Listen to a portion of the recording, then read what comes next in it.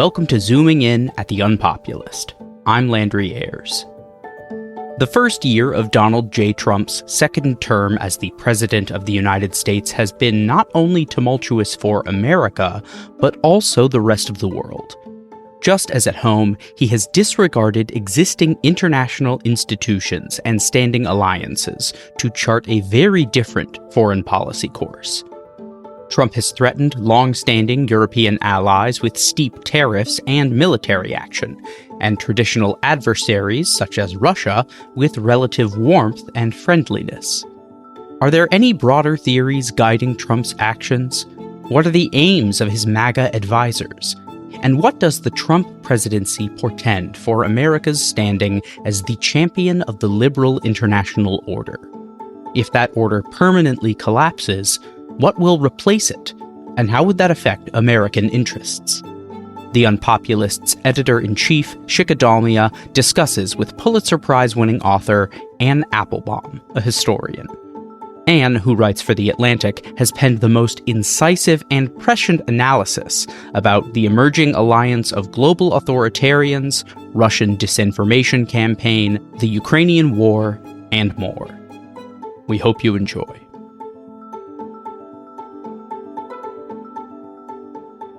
Hi, Anne. Welcome to Zooming In. You, I should tell our listeners, are joining us from Warsaw. You divide your time between the United States and Poland, where your husband is foreign minister. You and I have been talking about doing this podcast ever since Trump came back to the White House. And at first, his foreign policy seemed extremely contradictory, unclear, so we didn't know where it was all going to land. Now, a year later, it seems we have a better idea of where he's going with this. And it seems pretty evident at this stage that he has very little interest in maintaining what we know as the rules-based liberal international order, which the United States itself created and championed after World War II. And one way to describe this shift that Trump is engineering is that it's some kind of isolationism where he's pulling out of traditional alliances, but has a strong defense, which he'll use when America is directly threatened. That's the kind of thing that his anti-war supporters were hoping they would get. But it doesn't seem like isolationism quite captures what he's up to, right? It looks more like a complete retreat and also a tearing up of the liberal international order. How would you describe his foreign policy? So first of all, I think it's really important to understand that all of these attempts to characterize Trump as having a foreign policy doctrine, what is Trumpism, isolationism, neo-imperialism, all of these miss something pretty fundamental about him, which is that he personally doesn't have a strategy and doesn't think in strategic categories. So he doesn't have a long-term plan. He doesn't think about how the actions he takes in one part of the world will impact another. He doesn't act consistently across spaces and across time. He doesn't act predictably in any way. And I think that's not a reflection of some ideology. I think that's a reflection of his personality. He has very clear instincts and whims. He's very interested in tariffs and has been all of his life. He dislikes America's alliances, both in Europe and in Asia, and has all of his life going back to the 1980s. He admires leaders of autocratic states for their absolute power, and he has this instinct that he wants that kind of absolute power himself. But he can also be pushed one direction or another by the moment, by a particular incident. He's very interested in whatever is the moment, whatever is the conflict, whoever he's talking to, that he emerge as the winner. He needs to win the situation or win the exchange, whether it's with a journalist or with a foreign leader. And if you look for that in his actions, then you'll see much more consistency than you see across foreign policy. Clearly, there are people around him who have ideas, and sometimes you see those playing out. I wouldn't use the expression liberal world order anymore because I think that had been in decline for a long time. But he has no special regard for borders, for international law, for international institutions, for U.S. treaties that have held for a long time, whether it's the NATO treaty or the North American Free Trade Agreement, whatever it's called something else now, but it's the same idea. So that instinct to break all the rules and that he can do whatever he wants whenever he wants. I don't know whether he's ever used the expression liberal international order and said to himself, I want to destroy it. But the effect of what he's doing and how he's behaving is that. He's not the only one who's doing this. I mean, Putin's invasion of Ukraine, his full-scale invasion, I should say, or even really the initial invasion in 2014, were also calibrated from the beginning to establish that Putin has the right to do whatever he wants and he doesn't care about the UN Charter or borders or norms or the UN Convention on Genocide or the Geneva Conventions on War. So he's also been pushing in that direction for a while. And there have been previous US presidents who've also pushed up against this. Not all of this is new, but yeah, it's clear that Trump is willing to break all of that. The best articulation of this so far came from the Canadian Prime Minister, Mark Carney, when he said that what we're watching in foreign policy isn't so much a transition from one system to another, but really a rupture. The speed with which Trump has shown that he just doesn't care about any long-term effects or deep relationships is remarkable, and it has been very much noted by America's allies wherever they are. You're right. I mean, he may not have a worked out ideology or theory of foreign relations, but he does have a mentality, as you pointed out. He likes to do what he wants to do. He wants to dominate. He wants to control the world, not play by the rules. That's something he has in common with Putin. But there is an internal logic that mentality leads you towards. And some people have described it as spheres of influence, where each country that's dominant in a region dominates that region.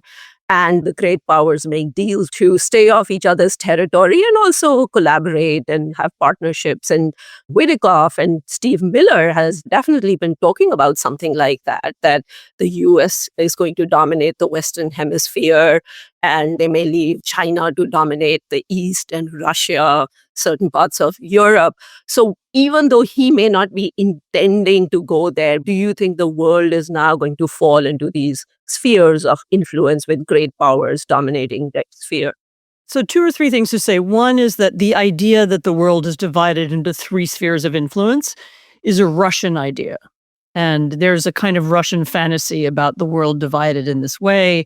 And even a weird fantasy about Putin and Xi and Trump meeting together to divide up the world and creating some kind of new Yalta agreement, new division of the world. And I heard someone expound and explain this idea very early on, not that long after the election, as a prediction of what would happen. And this idea, of course, originates with Russian propaganda. The Russians love this idea because it puts them on par with the US and China, which they aren't. The European economy put together is 10 times as large as the Russian economy. So there is no world in which Russia dominates Europe or has a sphere of influence like that.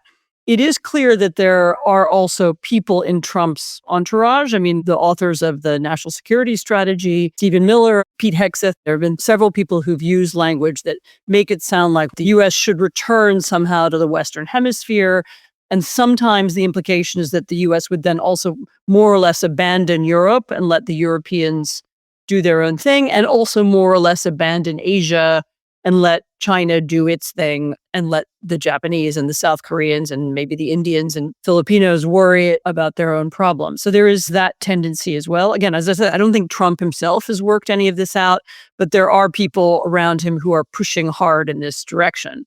Some of them have pushed very hard for the U.S. to stop aiding Ukraine, and the U.S. has actually stopped sending weapons to Ukraine, except for those that are bought with European money. There were a couple moments over the last year when actual weapons that were on their way that had already been sent by the Biden administration were blocked from inside the Pentagon. And that was probably this is from this group who believed the U.S. should now withdraw from everything. So there is that. That is, of course, in tension with Trump's interest in Iran. There's tension with Trump's ongoing interest, for example, he was very loud about and sounding angry about a recent EU trade deal with India. Also, I think made some comments about Keir Starmer, the British Prime Minister, also visiting China. He hasn't seemed to abandon the idea that the US should have interests everywhere, but there is some kind of focus on the Western Hemisphere as well. If I'm sounding inchoate and unclear. That's because I think the policy is inchoate and unclear. So yes, there are some people who envision this spheres of influence world. Trump himself sort of buys some of it. He likes the idea of U.S. domination of its hemisphere. This very strange couple of weeks when he made it sound like he was ready to invade Greenland seems to have been a product of that. Somebody around him saying that Greenland is in the Western Hemisphere and also that it looks very large on the Mercator projection, and that seems to have interested him. But then when there was both a market reaction and a diplomatic and military reaction against it, he pulled back very quickly.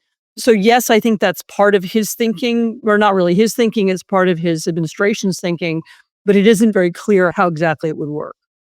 Well, he has articulated what he calls the Monroe Doctrine, which is a riff of the Monroe Doctrine. So, I mean, someone put that in his head too. And they just say that, the Monroe Doctrine was originally, for everybody to remember what it was in history, it was a doctrine that European imperial powers shouldn't be allowed in the Americas. You're right. That was the original idea. And what he's saying is, no, I get to dominate the hemisphere. But again, what that would mean systematically is not that clear. Well, I mean, the big difference between the Monroe and the Monroe Doctrine is that Monroe Doctrine actually visualized that the smaller countries in the Western Hemisphere would get to protect their sovereignty from rapacious European powers, whereas that's not what Trump has in mind. I mean, if you look at what he's done in Venezuela, this weird kind of meddlesomeness, at the same time, some weird isolationism. He went in, toppled Maduro, brought him to the United States to stand trial, but he's left that regime essentially in place.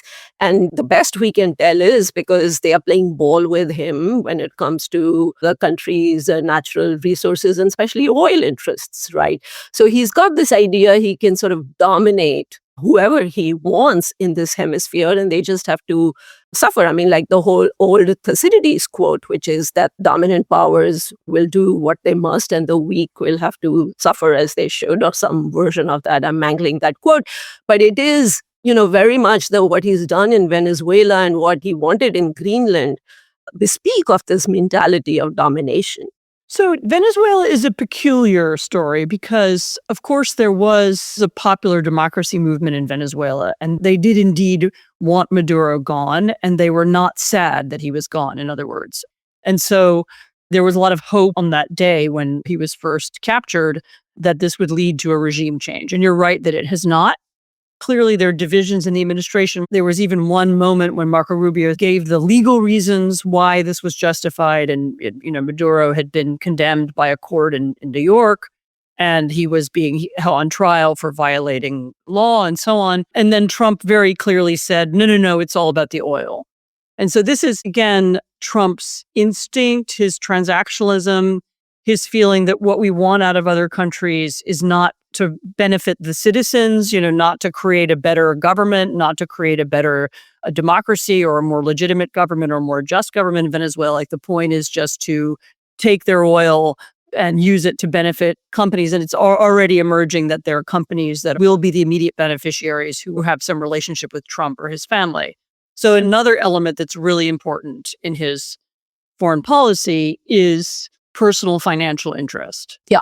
It's not as clear in Venezuela, but in Russia, for example, it's very, very clear. So we know both from things that Steve Witkoff, the main negotiator in Ukraine, and Jared Kushner, and also from reporting, especially in the Wall Street Journal, but also the Financial Times, we know that the negotiations he's conducting in Russia over Ukraine, there's a dual set of negotiations, and there's also conversations about U.S.-Russia business relations.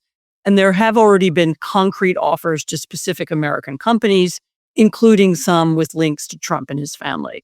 So what we're also looking at is completely unprecedented, I should say, in American history. And this is why we don't have a name for it or an ism, or a way of characterizing it, is we also see Trump and people around him using the power of the American state, and so using the tools of American foreign policy to benefit specific people in the entourage of Donald Trump. And that's probably the case in Venezuela. It's very clear in Russia.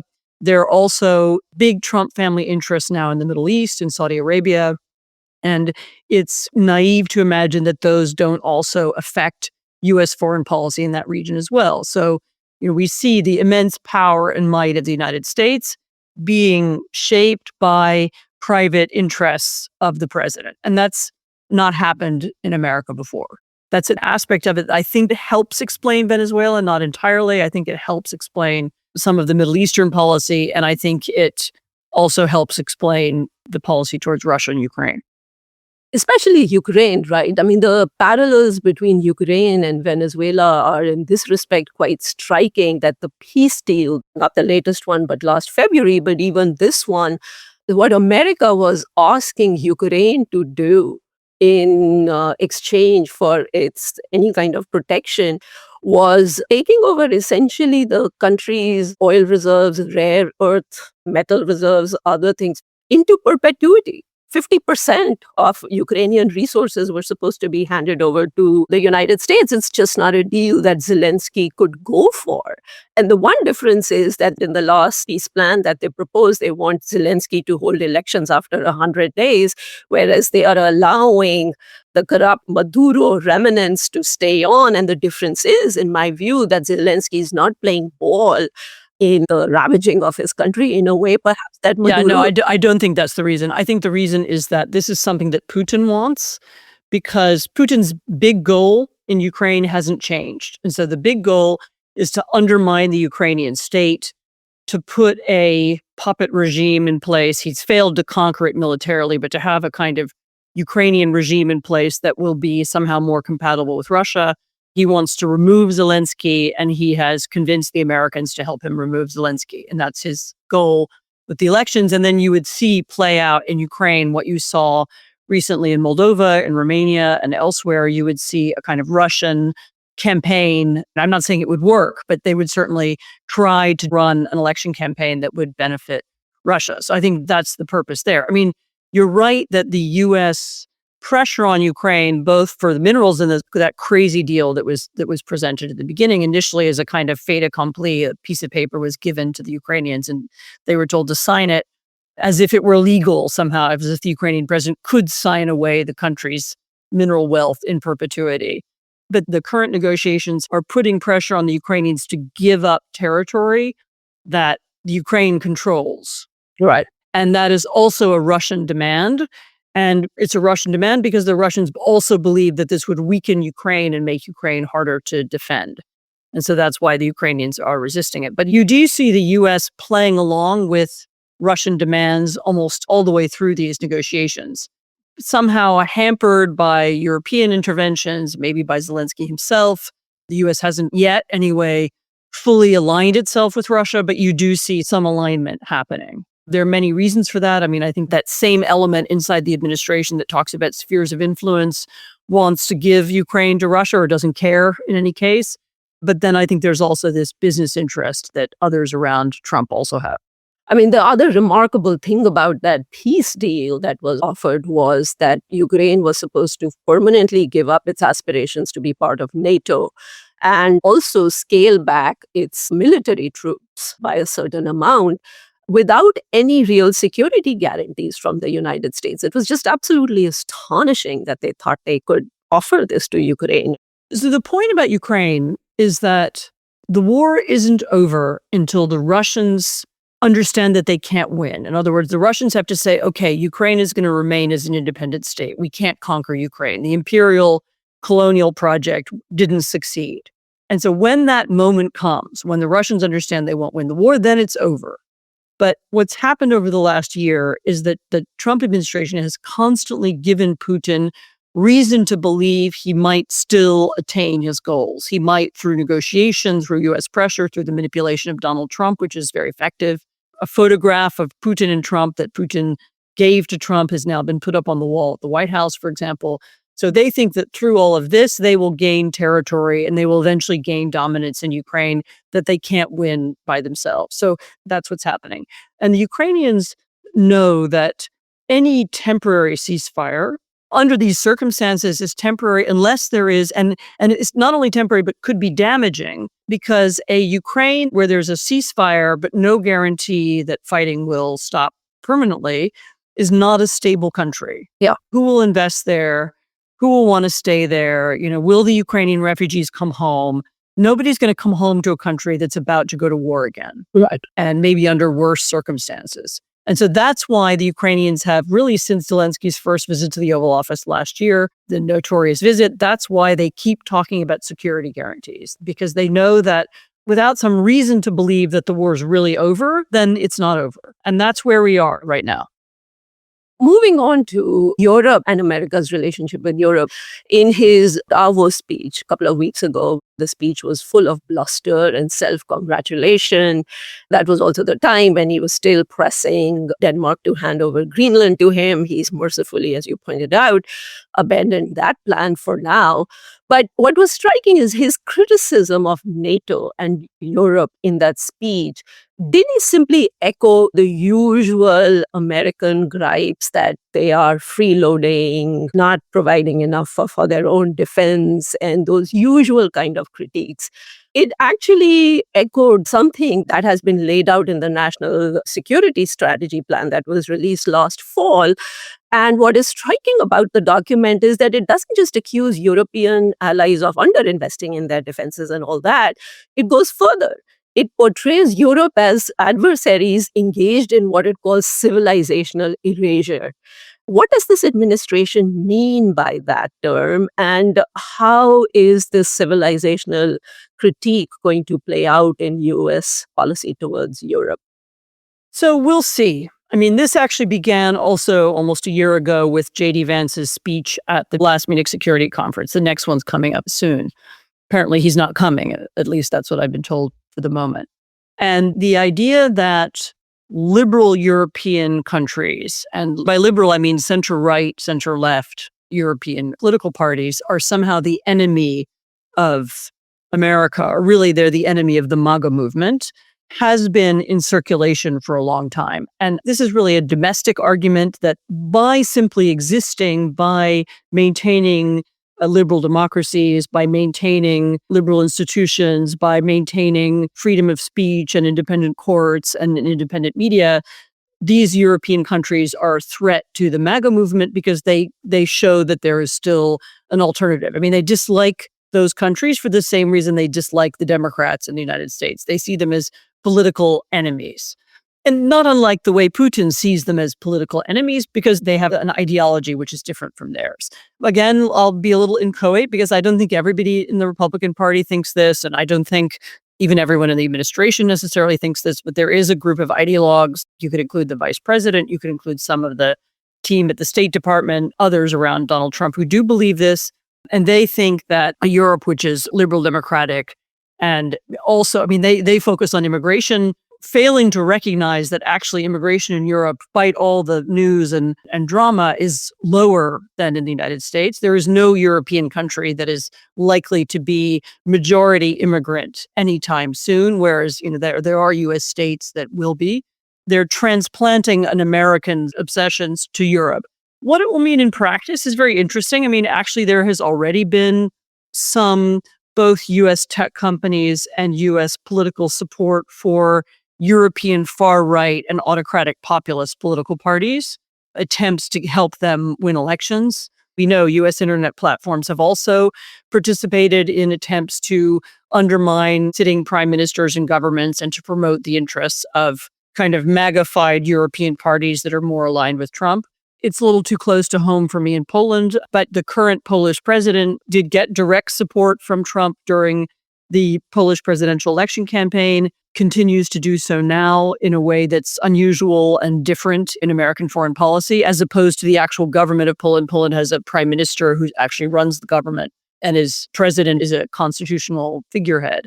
So you see the U.S. beginning to push its so-called MAGA allies in different countries. The question over the next year, and this is something I'm going to follow pretty carefully, is to what degree the tools of U.S. foreign policy do get used in this. Will U.S. public diplomacy money or, I don't know, the CIA or other tools of U.S. foreign policy that have traditionally been used in authoritarian states, will they be used in Europe to seek to overthrow or change European governments or alter European public opinion? I don't know. We'll see. I mean, to some degree, these things don't always work. Trump's attacks on Canada were why Mark Carney got elected. He came from the Liberal Party that had been doing very badly, and it revived thanks to Trump. Mette Frederiksen, who's the Danish prime minister, has seen her political party's fortunes revived by her decision to stand up to Trump in Greenland and prepare for what they thought could be a military attack. And there's a few other examples like that. So it's also the case that Trump is beginning to make himself very unpopular in Europe. And so this kind of policy might backfire. I mean, it's very interesting in the last few days, a couple of European populist parties, far-right parties, have also distanced themselves from Trump, especially his comments about NATO soldiers not fighting on the front line, which is just a lie. And the pressure on Greenland bothered both the French far right and the German far right. So it's possible that this won't work. But it's clearly part of the thinking of some people at the State Department, maybe some people in the intelligence agencies, I'm just speculating, and some people around Trump. So the idea is to undermine European centrist leaders and to somehow replace them with MAGA parties instead. And that clearly is already a part of U.S. foreign policy. Well, Musk has been out there supporting the AfD, and the Swedish prime minister, I think, said something like this talk of civilizational erasure is to the right of the far right in Europe. So this is pretty out. So no, exactly. Nobody in Europe is talking about civilizational erasure. I mean, there's no threat to European civilization, either from immigration or from slow economic growth. I mean, that's just not the categories we're talking in. And this extremist language is coming from the US and from the US far right, which of course thinks it's fighting that war at home. What was really remarkable about the NSS, the National Security Strategy document, was that it was in some ways radical in that none of the usual enemies of the United States were named as enemies, right? So the standard, whether you agree or disagree with it, but China, Russia, North Korea, Iran are the standard villains. And those are the countries that have sought to do harm to the United States. Yeah, right, exactly. And for that reason, they've been listed as enemies, but they didn't make much mention of that except for China. And European allies have now been recast as some kind of adversaries. Mm-hmm. With China, the relationship is ambiguous. It's not seen as a geopolitical rival, but as a trade rival. So to me, in some ways, what this document showed was this uncomfortable amalgam of certain Trump transactionalism, where China and Russia are just business opportunities for him personally and for the United States, and the MAGA agenda, which is that they think Europe has now been captured by the woke left. It is too much in thrall of open borders and climate securities. And those are all goals that they consider to be enemies in the United States. And as you said, therefore, their foreign policy towards Europe is just an extension of MAGA ideology. There hasn't been a document that has, to use Carney's language, been such a rupture from America's own past thinking about foreign policy and foreign relations. Yes, no, it was a rupture, and there is still a strange kind of dissonance, because if you ask any American general or admiral about their plans and how they exercise and how they think about the world, all of them still think in terms of alliances. There's a big NATO exercise in Scandinavia coming up soon. All of that still goes on. In other words, the links are the sort of deep links between the U.S. and its allies remain. And that's part of what's so confusing. But there are, as you say, now these ideologues at the top who want to end them, who don't see the value in America having allies, and who instead see the U.S. as a kind of lonely player on the world stage that only acts in its interest when it wants to, and when it's to the benefit of the president and his family. And that is a rupture with the way the U.S. has defined itself. I mean, really ever, but certainly most notably since the Second World War. It seems that if the Trump administration is serious about pushing some of these anti-liberal forces within various European countries, then it's in some ways doing what Putin has been doing in Europe, which is sowing divisions, building up forces that are in many ways anti-Europe within these countries. And you said this is to some extent backfiring because what that does is it actually makes liberal politicians more popular. Sometimes. It depends on the country. Yeah. Yeah, but but even somebody like Giorgia Meloni has been very upset by the tariffs on Europe. That's the other thing that's unifying a lot of these countries together that might have been somewhat hostile towards the European and moving in a separatist direction, are now sort of returning to the fold and seeing European interests as aligned against the United States. So, do you think in some weird way that you will get a more united Europe? There has also been talk in at least some circles about a federation of European countries, sort of like the United States of Europe. Well, that's a very old idea, actually. So, I mean, so the answer is maybe. I've given several talks in Europe in the last few days, and there are different futures for Europe. I mean, one future for Europe is that Europe becomes a kind of playground for Americans and Russians and becomes divided, and the institutions fall apart, and the American attempts to undermine the EU and the Russian attempts to undermine the EU succeed. And I should add one other aspect, of course, remembering that the EU is the only body on the planet that's big enough and powerful enough to regulate US tech companies. This is another aspect of this story I should have mentioned earlier. And so maybe EU falls apart and the countries choose one side or the other, and we go back to a really weakened continent that doesn't have any way of expressing itself, and all the governments become subject to outside influence. Or, as you say, there's a revival of the European idea, maybe not just the European Union, but maybe a broader definition of Europe, certainly including the UK, including Norway, including others who are tied to Europe, I don't know, Moldova and others in the region. And you see a revival of the European idea and a creation of new ways and new links and new connections. I mean, you have seen already, as I said, there's been EU-India free trade agreement, which seemed impossible a few years ago, mostly because I think the Indians didn't want it. And now, of course, they do. So, they also see themselves as a middle power that needs other kinds of relationships. There's a EU negotiation with the Mercosur countries of Latin America going on. Canada has joined an EU defense pact, a European defense pact. You begin to see what Prime Minister Carney called the middle powers are beginning to reorient themselves and work together in broader coalitions. And that's another possibility, is that those countries begin to find ways of dealing with one another without the United States. And also perfectly possible. Perfectly cues up my next question, which is that, we know the national security statement that they issued is sort of bad for Europe, but you also called it the longest suicide note in American history. So what makes it a suicide note? Why is it bad for the United States too? Because America's power and America's prosperity in the last 70 years have derived from America's alliances in the world. In other words, we weren't a perfect superpower, maybe not even always even a good one, but the US was able to maintain, not through coercion or occupation, but through soft power. It was able to maintain these deep and close trading and political and military relationships with Europeans, with the Asian democracies, with Australia, with Japan, with South Korea. More recently with India, we began to have in the last few years a special relationship with India that we didn't have before.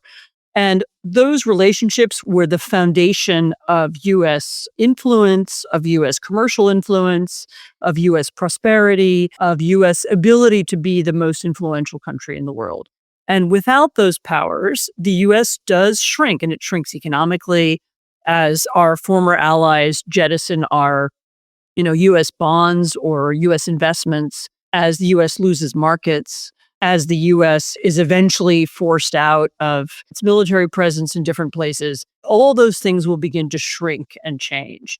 And there will be, it will take a lot of time. And I sort of learned this with Brexit, the UK's withdrawal from the European Union didn't create an instant economic crisis, but it created over time this malaise that the British can't get out of because they lost their main trading partners, they lost their main allies, they lost their most important markets. And something like that will also happen to the United States if this goes through.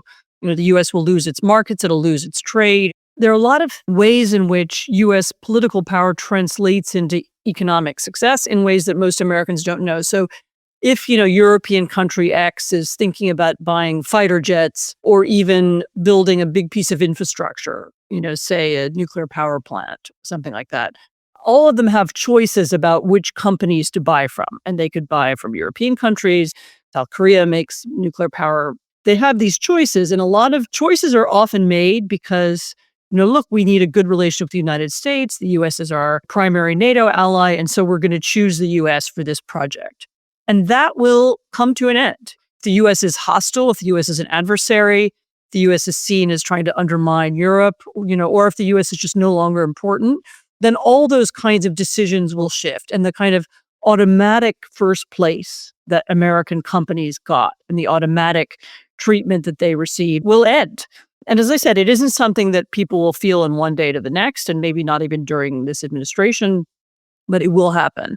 And it will amount to a shrinking of American economic status, economic power, and influence. The only thing that actually tames Trump is the market, right? So he gave up on Greenland when Europe started organizing their own tariffs against the United States, and the market crashed the next day.